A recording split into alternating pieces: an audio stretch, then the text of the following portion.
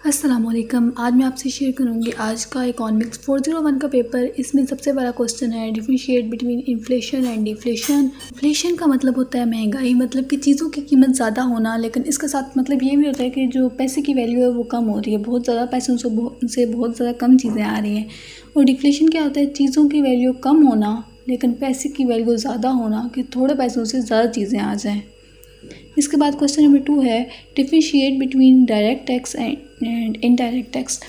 Direct tax क्या होता है कि वो किसी बंदे की माली हालत देख के लगाया जाता है, और इनडायरेक्ट टैक्स क्या होता है वो चीज़ों के ऊपर लगाया जाता है या सर्विसेज पर लगाया जाता है। उसके बाद क्वेश्चन नंबर 3 है difference between rent and purchase price of capital.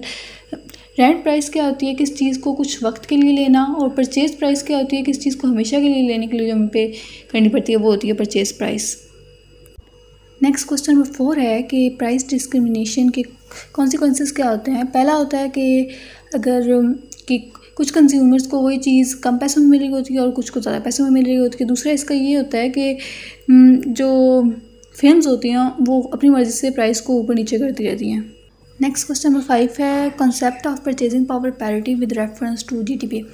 ये क्या होता है, पीपीपी ये होता है कि दो या दो से ज़्यादा मुल्कों के जीडीपी को आपस में कंपेयर करने को पीपीपी कहते हैं, और ये करता है कि ये उनके परचेजिंग पावर को मैच करता है।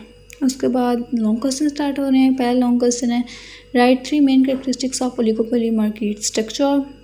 ओलिगोपोली की पहली कैरेक्टरिस्टिक्स ये होती है कि फ्यू लार्ज फर्म्स की कुछ ही फर्म्स होती हैं जो पूरी मार्केट को डोमिनेट कर रही होती हैं। दूसरी इसकी होती है इंटरडिपेंडेंस के वो एक दूसरे पे प्राइस चेंज करने के लिए इंटरडिपेंड करती हैं। और तीसरी जो इसकी कैरेक्टरिस्टिक्स होती है वो होती है कि जब अगर कोई नई फर्म एंट्री देना चाहे तो वो उसके लिए मुश्किल होता है, जो पहले वाली फर्म्स होती हैं उससे एंट्री नहीं देने देती हैं, इसे कहते हैं एंट्री बैरियर्स। उसके बाद क्वेश्चन नंबर 2 है। नेक्स्ट क्वेश्चन नंबर 2 है वो कौन सी चीज़ें हैं जो एग्रीगेट डिमांड कर्व को शिफ्ट करती हैं। पहली चीज़ है चेंज इन कंज्यूमर स्पेंडिंग। अगर कंज्यूमर की स्पेंडिंग ज़्यादा हो जाएगी तो जो डिमांड कर्व है वो राइटवर्ड शिफ्ट हो जाएगी।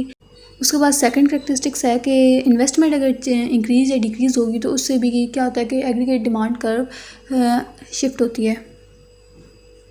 उसके बाद थर्ड है कि अगर गवर्नमेंट स्पेंडिंग चेंज हो तो उससे भी डिमांड कर्व शिफ्ट हो जाती है। और उसके बाद नेक्स्ट है अगर इंपोर्ट और एक्सपोर्ट की वैल्यू चेंज हो तो उससे भी एग्रीगेट डिमांड कर्व शिफ्ट होती है। उसके बाद फिफ्थ है चेंज इन मॉनेटरी और फिस्कल पॉलिसी। इस वजह से भी क्या होता है कि एग्रीगेट डिमांड कर्व शिफ्ट करती है। उसके बाद लास्ट क्वेश्चन है what is SI graph. SI graph क्या होता है, ये सेविंग और इन्वेस्टमेंट के दरमियान ग्राफ होता है, और ये इसकी हॉरिजॉन्टल एक्सिस जो है वो इनकम को या आउटपुट को रिप्रेजेंट करती है, और जो इसकी वर्टिकल एक्सिस होती है वो सेविंग या इन्वेस्टमेंट को रिप्रेजेंट करती है। उसके बाद जो आज 9:30 का पेपर था, इसके बाद मैं आपके साथ वो वाला पेपर शेयर करती हूँ। अब हम लोग वो वाला पेपर सॉल्व करेंगे। इस पेपर का पहला क्वेश्चन है what is the weakness of exogenous theory. ये क्या होता है कि ये वो इस थ्योरी का जो सबसे पहली वीकनेस थी वो ये थी कि ये ज़्यादा ओवरलुक करती है इंटरनल फैक्टर्स पे, लेकिन जो एक्सटर्नल फैक्टर्स होते हैं ये उन पे ज़्यादा फोकस नहीं करती। इसकी मेन चीज़ यही है। इसके बाद क्वेश्चन नंबर 2 है right few disadvantages of internal capital mobility. इसकी ये कुछ डिसएडवांटेजेस लिखी हुई हैं, ये देख लें। उसके बाद क्वेश्चन नंबर 3 है define exchange rate. Exchange rate क्या होता है, एक करेंसी को दूसरी करेंसी में चेंज करना। उसके बाद क्वेश्चन नंबर 4 है how does monopoly is harmful for public interest rate equation.